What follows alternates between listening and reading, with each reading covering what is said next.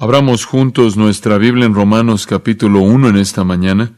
Recientemente comenzamos un estudio del libro de Romanos los domingos por la noche. Los animo a todos a que sean parte de este privilegio tan tremendo, rico y emocionante. Esta mañana estamos viendo uno de los mensajes conforme avanzamos a lo largo de los primeros 7 versículos en la introducción de esta gran epístola. Como contexto quiero leer los versículos 1 al 7, así que sígame cuidadosamente conforme lo hago. Y quiero señalarle, conforme usted ve su Biblia y me escucha, que en estos primeros 7 versículos, Pablo nos da un resumen de lo que desarrollará en los siguientes 16 capítulos.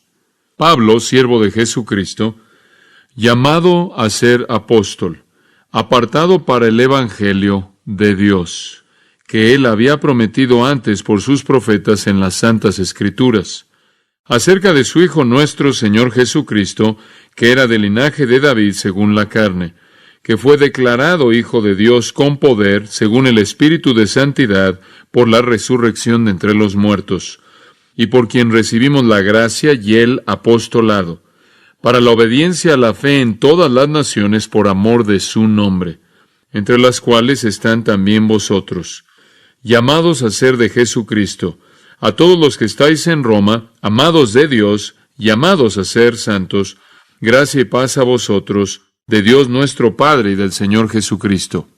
En una ocasión Sócrates dijo, «Oh, que alguien se levantare para mostrarnos a Dios».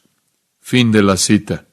Y Sócrates realmente estaba expresando un hambre que se encuentra en el corazón de todo humano.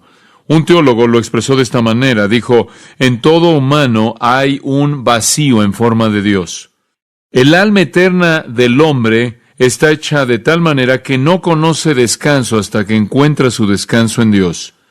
Y no hay una ilustración más grande, ni más vívida de esto que la proliferación de las religiones alrededor del mundo y a lo largo de la historia de la humanidad. No es cuestión de que si el hombre va a adorar o no, es únicamente una cuestión de aquello que adora. No es una cuestión de que si el hombre va a ser religioso o no. Es únicamente una cuestión de cómo define esa religión.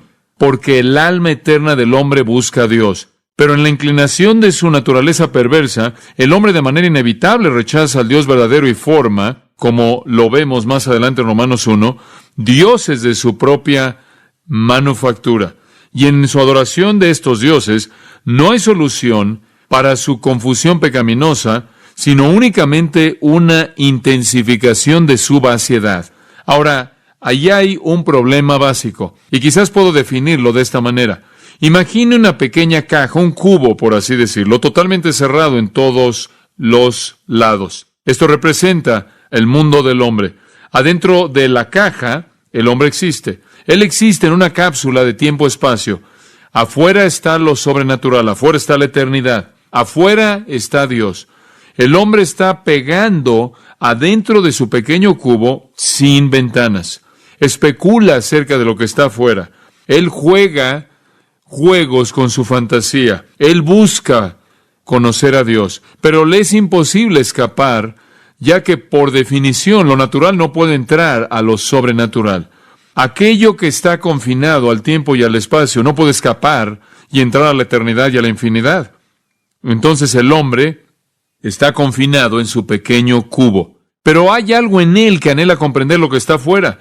Y entonces él inventa dioses que piensa que existen y sueña con mundos de fantasía. Yo creo que esa es la razón por la que no solo tenemos una proliferación de religión en nuestro mundo, sino que en la actualidad tenemos una proliferación del interés en las fantasías de el viaje espacial, de viajes espaciales, guerras en el espacio, seres extraterrestres.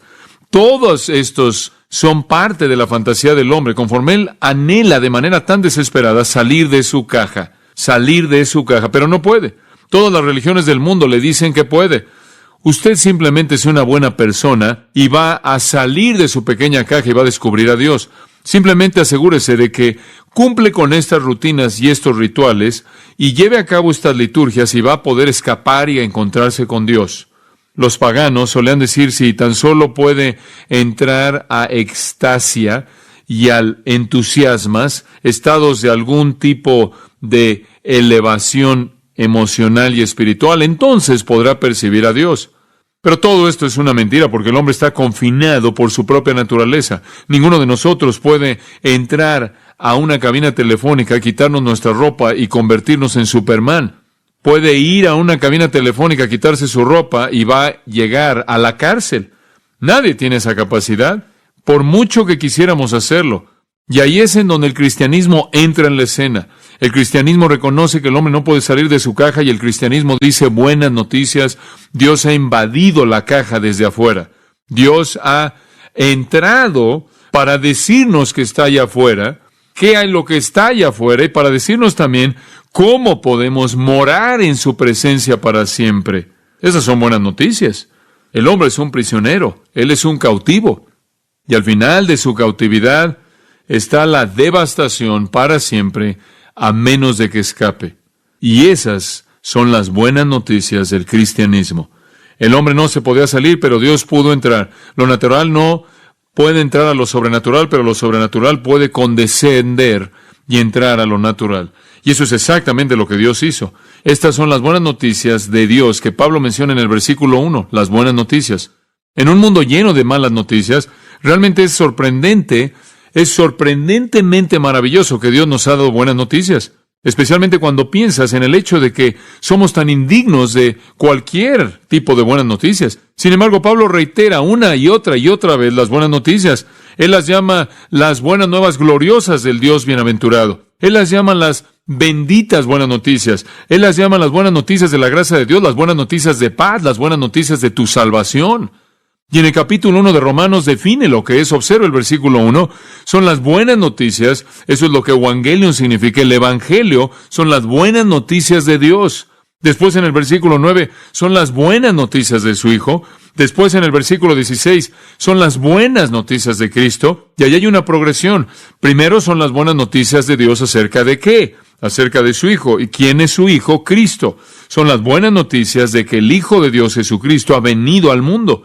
Y ese es el mensaje de Romanos. Comienza con las buenas noticias de Dios y en el capítulo 15, versículo 16, conforme Pablo llega a su fin, él habla de nuevo de las buenas noticias de Dios. Y en el capítulo 2, observa esto, versículo 16, dice algo muy interesante al final del versículo 16. Él dice, mis buenas noticias.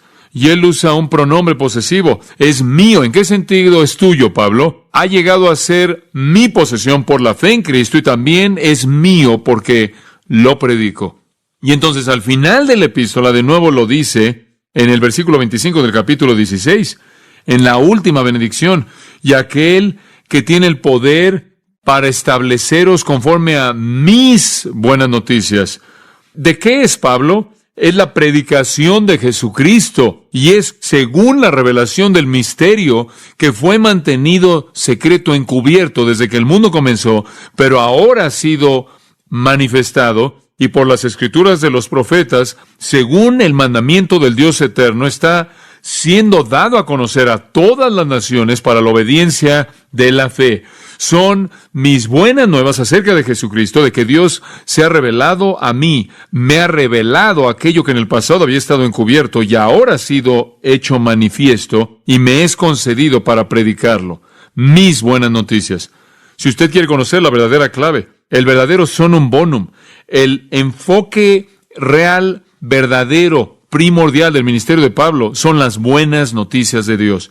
Esa es la razón por la que le dijo a los Corintios en el capítulo 2, versículo 2, yo estoy determinado a no saber nada entre ustedes excepto a Cristo y a Él crucificado. Esa es la razón por la que él dijo en 1 Corintios 9, 23, simplemente dicho, yo hago todas las cosas por causa de las buenas nuevas, buenas noticias, y no vine con excelencia de palabras, no vine con sabiduría humana. Todos los años de preparación, él dijo, hice eso a un lado y mi único enfoque son las buenas noticias. Dios ha entrado a la caja para decirnos cómo es y decirnos cómo conocerlo y cómo escapar a su reino eterno. ¿Acerca de quién son las buenas noticias? Su Hijo, Cristo Jesús, porque Él es Dios, quien entró a la caja. Jesucristo son las buenas noticias.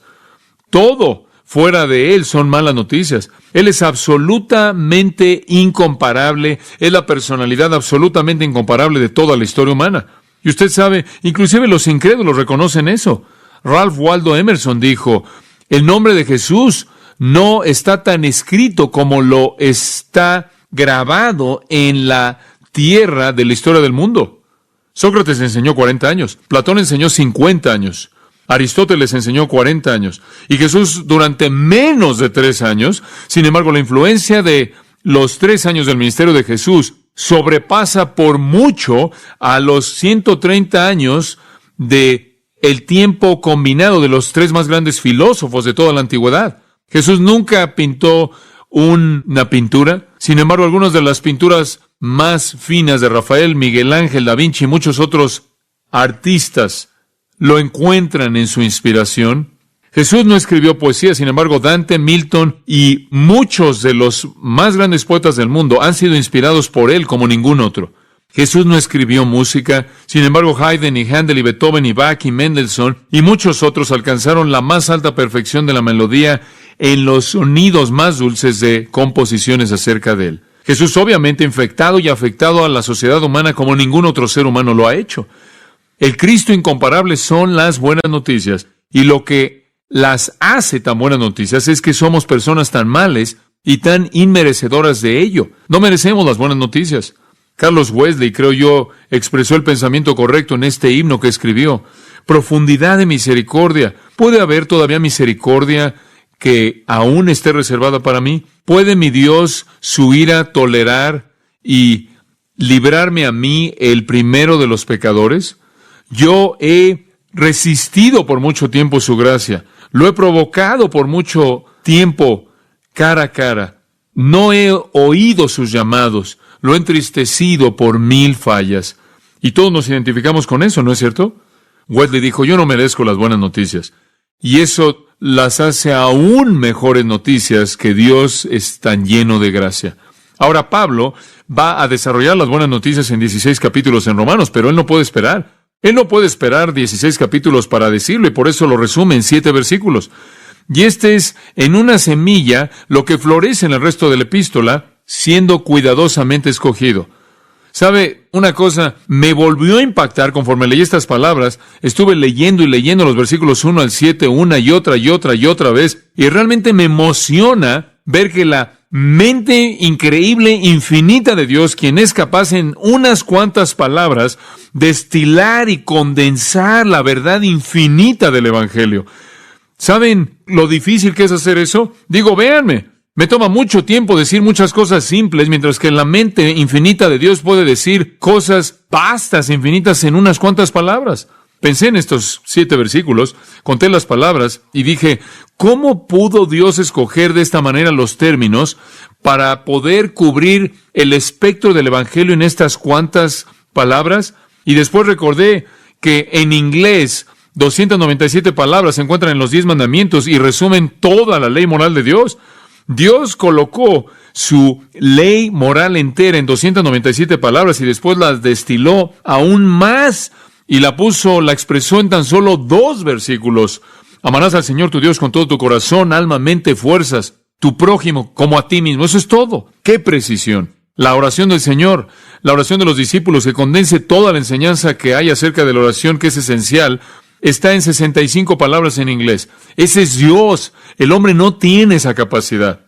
Si usted no cree esto, el otro día leí un artículo acerca de una directriz federal reciente que iba a regular el precio de la col. 26,911 palabras. El genio infinito de la mente de Dios, operando a través del apóstol Pablo, destila el Evangelio en 7 versículos y cubre todo, desde la encarnación a la vida cristiana. Maravilloso. Ahora, veamos entonces al Evangelio en miniatura, por así decirlo, en estos 7 versículos, y solo vamos a tomar una parte del medio de esto. Primero, conozcamos al predicador de las buenas noticias. Versículo 1. Ya hemos visto esto, simplemente para repasar, Pablo es el predicador, y si usted ve el 16:25, recordará que él lo afirma al final de la epístola, como también al principio. Pablo, y dice tres cosas acerca de sí mismo: siervo de Jesucristo, y él usa la palabra doulos, tiene que ver con ser un esclavo, alguien que es un esclavo por decisión personal, por amor, por afecto, por disposición. Él es un esclavo de Jesucristo, y mezclado ahí vimos dos elementos: por la persona a la que sirve, y humildad por el hecho de que él es un esclavo. Y entonces hay una tensión maravillosa en la vida de Pablo entre ser exaltado y ser honrado por ser llamado a Cristo como siervo, sin embargo ser humillado porque él es un siervo. Y entonces no solo vimos que era un siervo, sino también es un enviado. Él es llamado apóstol.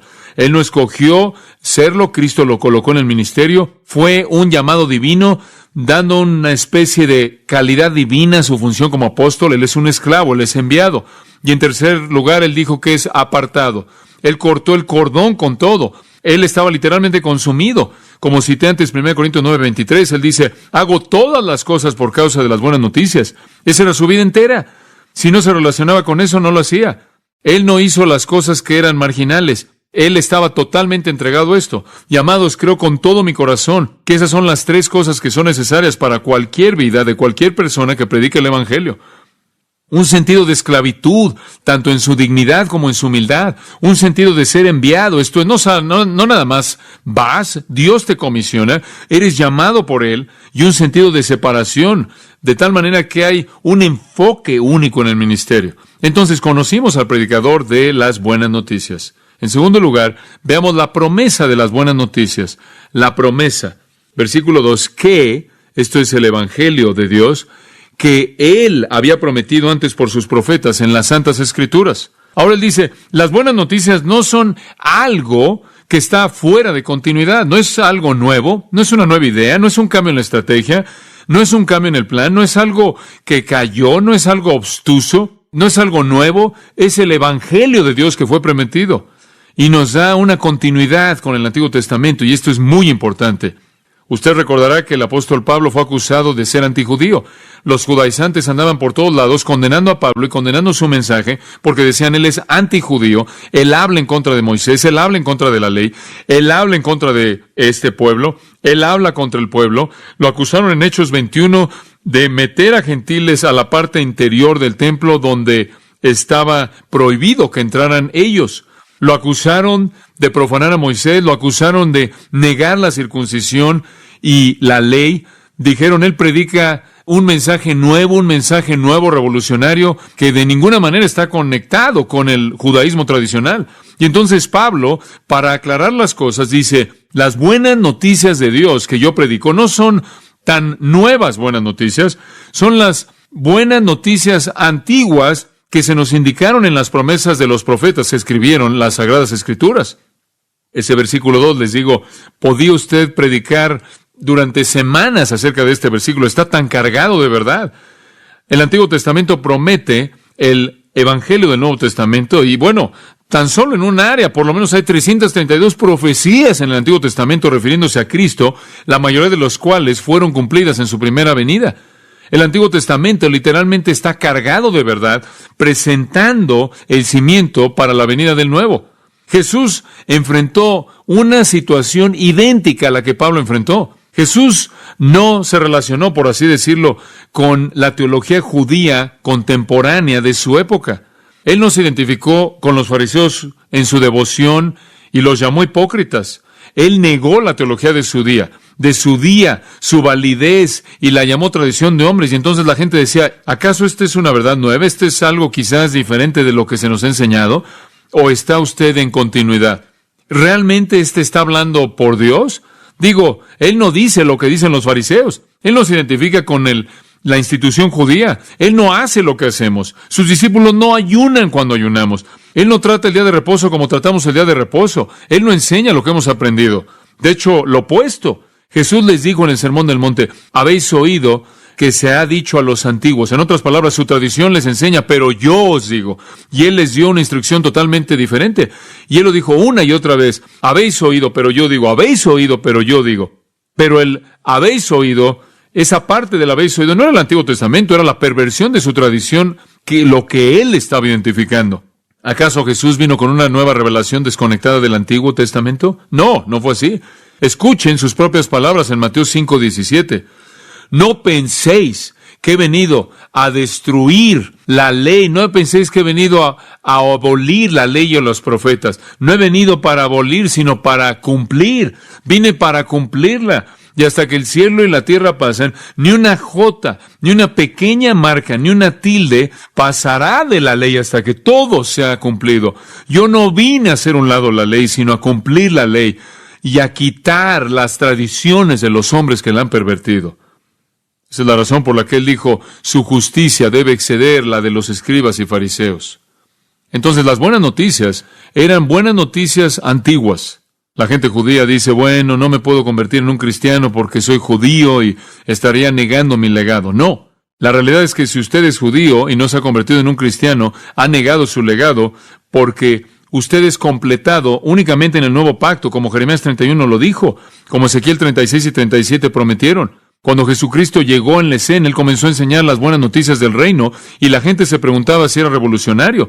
Pero Él aclaró el panorama y dijo, no, simplemente su teología en la actualidad es tan hereje que han perdido la continuidad. Hebreos 1 dice que Dios en otras épocas, en el pasado, habló a través de diversos medios a los padres por los profetas, y Dios en estos postreros días nos ha hablado por el Hijo, a quien estableció como heredero de todas las cosas, por quien asimismo hizo el universo. Y Él procedió a decir quién es el resplandor de su gloria y la imagen de su persona. Dios habló en el Antiguo Testamento y Dios habló a través de su Hijo en el Nuevo.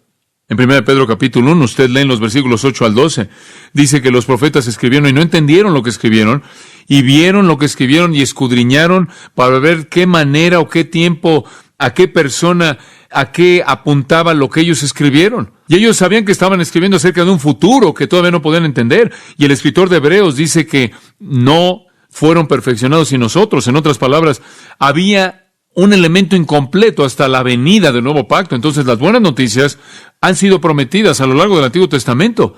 Todo cordero sacrificial habló del cordero definitivo. Toda profecía verbal habló del tiempo en el que el Mesías vendría. Toda la verdad de la restauración y el reino, de toda la verdad acerca de la restauración y el reino hablaba de lo que el Mesías haría. Y después, el acontecimiento increíble de toda la historia, cuando venga la consumación, mataron al Mesías y negaron que él tenía alguna continuidad con el Antiguo Testamento. Y Pablo dice, el Evangelio es el Evangelio de Dios, es el Evangelio del Hijo de Dios, es el Evangelio del Hijo de Dios Jesucristo, y eso es exactamente lo que fue prometido. ¿Por quién? Observe el versículo 2. Por sus profetas en las Santas Escrituras. ¿Profetas a quién se refiere? La palabra profetas aquí se refiere a todos los escritores de las Escrituras, porque dice por los profetas y las Sagradas Escrituras. Y por cierto, solo para mostrarle esto, el Antiguo Testamento en la mente de un judío es llamado la ley y los profetas. Simplemente la llamaban la ley y los profetas. Básicamente dividen el Antiguo Testamento en esas dos categorías generales.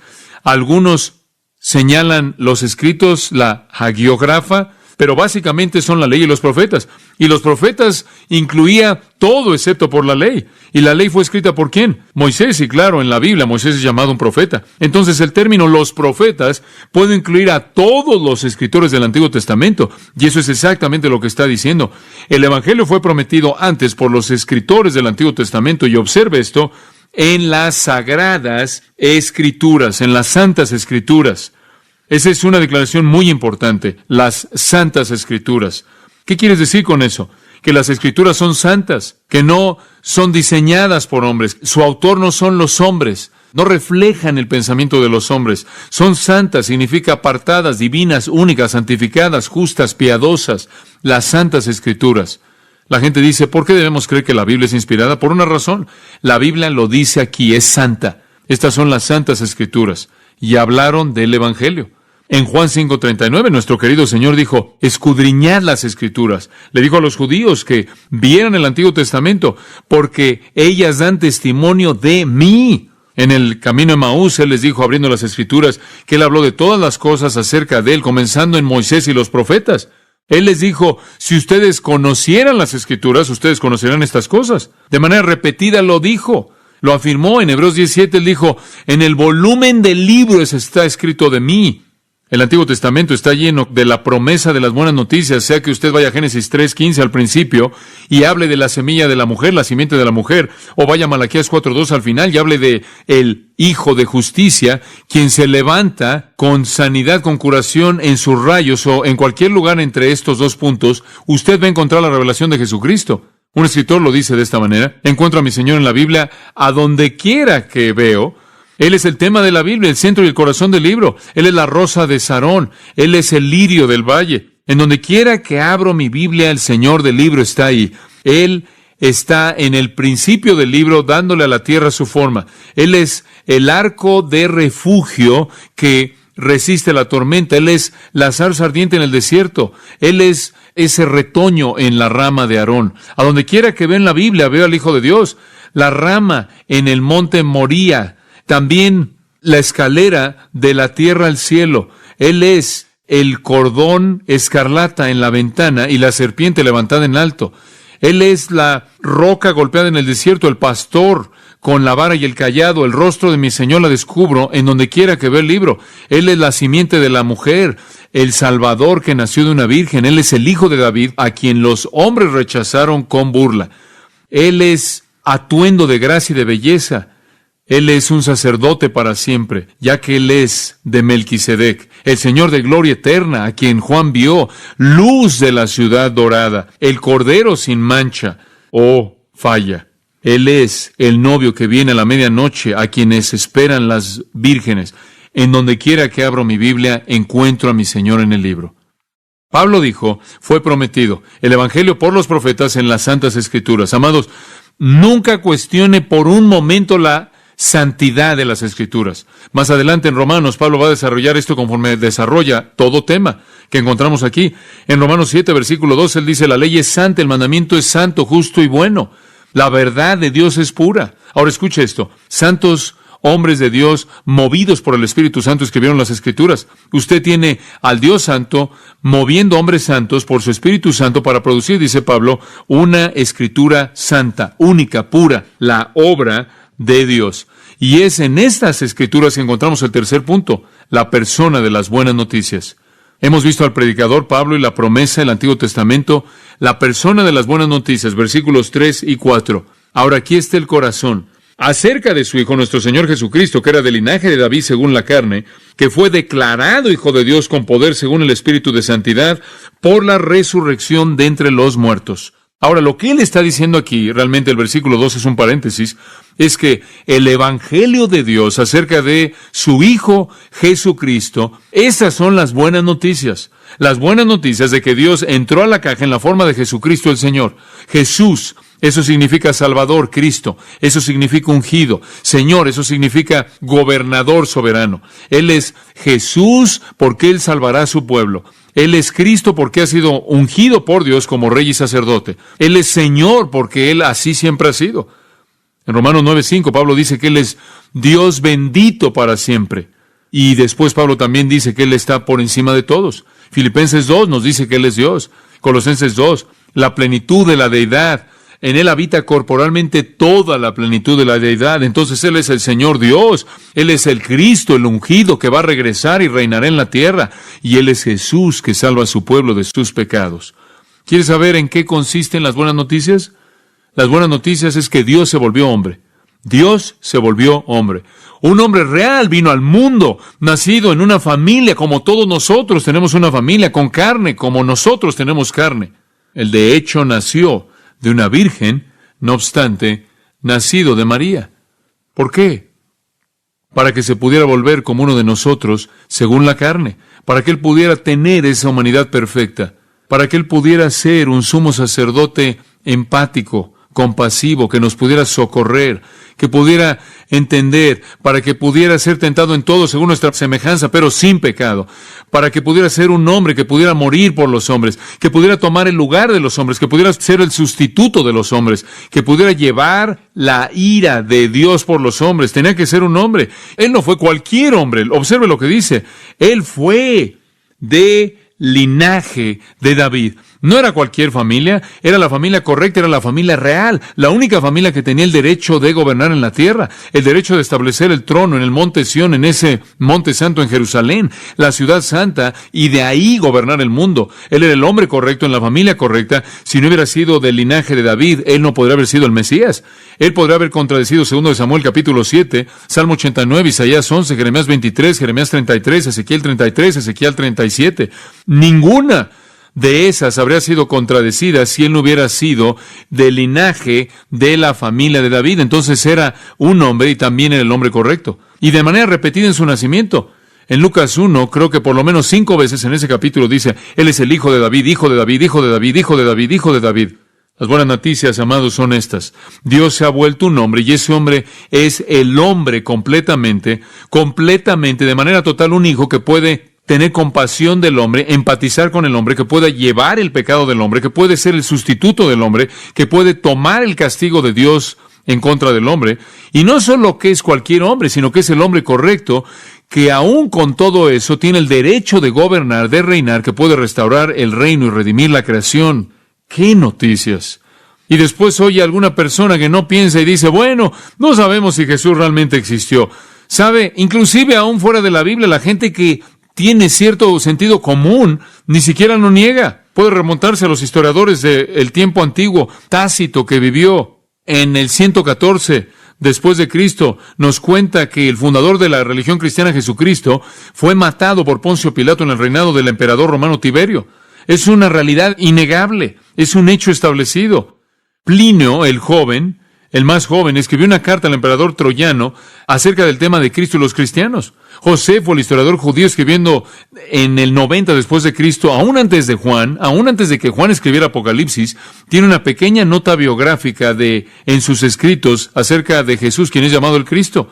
El Talmud babilónico habla acerca de Jesucristo. ¿Sabe lo que Josefo dijo? Josefo murió antes de que Juan escribiera Apocalipsis, y esto es lo que Josefo, el historiador, dijo en el volumen 2, libro 18, capítulo 3, página 3, de Antigüedades de los Judíos, y cito, ahora, alrededor de este tiempo, estuvo Jesús, un hombre sabio, y si es apropiado llamarlo un hombre, porque él era un obrador de obras maravillosos. De un maestro como tal, los hombres recibieron la verdad con placer. Él atrajo a sí mismo muchos de los judíos y muchos de los gentiles. Él era Cristo. Y cuando Pilato, ante la sugerencia del principio de que hombres entre nosotros, lo condenó a la cruz, aquellos que lo amaban al principio no lo dejaron, ya que volvió a aparecerles al tercer día, como los profetas divinos habían predicho, y 10,000 otras maravillosas cosas acerca de él. Y la tribu de los cristianos, nombrados así debido a él, no se han extinguido hasta el día de hoy. Fin de la cita. No hay manera de negar que él vivió y que fue un hombre. Y Juan dice esto, 1 Juan capítulo 4, versículo 2. Por esto conocéis el Espíritu de Dios. Todo espíritu que confiesa que Jesucristo ha venido en carne es de Dios. Y todo espíritu que no confiesa a Jesús no es de Dios. Y ese es el espíritu del anticristo. La gente que quiere negar que Dios vino en carne humana real son del anticristo. Él era hombre. Y quisiera apresurarme a decir esto, al llevar esto a una conclusión. Él tenía que ser más que hombre. Él también tenía que ser Dios, ya que si era hombre, aún el mejor de los hombres, aún el hombre correcto de la simiente de David, pero no Dios, entonces él no podría haber resistido el castigo de Dios. Él no podría haber resucitado de los muertos. Él no podría haber vencido, sino que él habría sido conquistado como todos los hombres son conquistados. Y entonces el versículo 4 añade que él fue declarado hijo de Dios con poder. ¿Y cómo es que ese poder fue desplegado? Por el Espíritu, según el Espíritu de santidad. Esa es otra manera de decir el Espíritu Santo, a través de la resurrección de los muertos. Escuche, si alguna vez hubo duda alguna en la mente de alguna persona acerca de que él era el Hijo de Dios o no, la resurrección debió haber concluido eso. Él tenía que ser hombre para alcanzarnos, pero él tenía que ser Dios para levantarnos. Y entonces, la segunda manera, y obsérvelo en el versículo 4, la segunda manera en la que él manifestó que él era el Hijo fue su resurrección. Y él dice que él fue declarado Hijo de Dios con poder, según el Espíritu de Santidad, por la resurrección de entre los muertos. Escuche, si un hombre viene y dice yo soy el Hijo de Dios, y él era un farsante, ¿usted cree que Dios lo levantaría de los muertos? Dios estaría cayendo en las manos de un farsante. Si Dios resucitó a Cristo de los muertos, fue una afirmación de que lo que él dijo fue verdad. Y entonces Él nació en resurrección. Él es un hijo 2 veces nacido. Y la clave de esto es la palabra declarado. ¿La ve en el versículo 4? Declarado. Podrá ser traducida en varias maneras. Es una palabra maravillosa, es la palabra griega horizo. Y de ahí obtenemos nuestra palabra en español horizonte. Horizo quiere decir horizonte. Y horizonte es la demarcación clara, la línea de demarcación clara entre el cielo y la tierra, ¿no es cierto? Y lo que él está diciendo es esto. ¿Pudo haber alguna duda en la mente de la gente acerca de que si él era el Hijo de Dios cuando vieron su humanidad? Pero después la línea fue trazada con claridad absoluta. El horizonte entre el cielo y la tierra es hecho claro por su resurrección de los muertos. ¿Lo ve? Así, con la misma claridad que el horizonte divide el cielo de la tierra, con la misma claridad la resurrección divide a Jesús del resto de la humanidad. Él es Dios. Cuando Dios resucitó a Jesús de los muertos, la evidencia irrefutable lo distinguió, lo identificó como el Hijo de Dios del resto de los seres humanos, tan claramente como el horizonte distingue al cielo de la tierra. Ahora escuche, Él se volvió hijo en la encarnación, pero eso fue claramente enfatizado para terminar con toda duda en la resurrección. Esas son las buenas noticias. Las buenas noticias es que Dios entró a la caja, se volvió un hombre. Las buenas noticias es que Él puede salir de la caja porque Él también es Dios y puede llevarnos a todos con Él. Y Él demostró su capacidad de hacer eso en su resurrección de los muertos, lo cual fue capacitado por el Espíritu Santo. Y vamos a hablar del ministerio del Espíritu Santo en la vida de Cristo en nuestro próximo estudio. Así que no vamos a hacer eso en esta mañana. Ahora escuche, en el siglo XVIII, el Congreso de Estados Unidos de Norteamérica emitió una edición especial de la Biblia de Thomas Jefferson. Era una Biblia muy simple que Jefferson tenía. Era simplemente como su Biblia o mi Biblia, excepto que Jefferson la había leído y había editado y eliminado todas las referencias a lo sobrenatural. Y lo único que quería Jefferson de Jesús en su Biblia eran algunos hechos históricos y la enseñanza moral de Jesús. Y él cortó lo demás. Y esta es la última declaración en la Biblia de Thomas Jefferson. Estas son las palabras de conclusión. Ahí estuvo Jesús y colocaron una piedra grande en la puerta del sepulcro y partieron. Ese es el final. Pero ese es solo el final de la Biblia de Thomas Jefferson. Ese no es el final del Evangelio, ¿verdad? Gracias a Dios porque nuestra Biblia termina con Él habiendo resucitado y regresando por los suyos. Buenas noticias. Buenas noticias. Jesucristo ha venido a nuestro mundo para contarnos acerca de Dios, para llevarnos de regreso a la eternidad gloriosa de Dios. Cuando pienso en Jesucristo, pienso en el término de Pablo, su Hijo Jesucristo nuestro Señor. Y después este término en el versículo 4, el Hijo de Dios. Él usa todos los términos de lo que es Cristo. Me maravillo y me sorprendo ante la majestad increíble de la persona quien es las buenas noticias de Dios. Alguien escribió, conozco un alma que está inmersa en el pecado, que el arte de ningún hombre puede curar. Pero conozco un hombre que puede hacer de esa alma pura. Y conozco una vida que está perdida para Dios. Está atada a las cosas de la tierra. Pero conozco un hombre que puede traerle esa alma un nuevo nacimiento. Conozco tierras que están hundidas en vergüenza, de corazones que están cansados y se han desmayado. Pero conozco un hombre que puede incendiar esas tierras. Su sonido es nuevo, fuerte.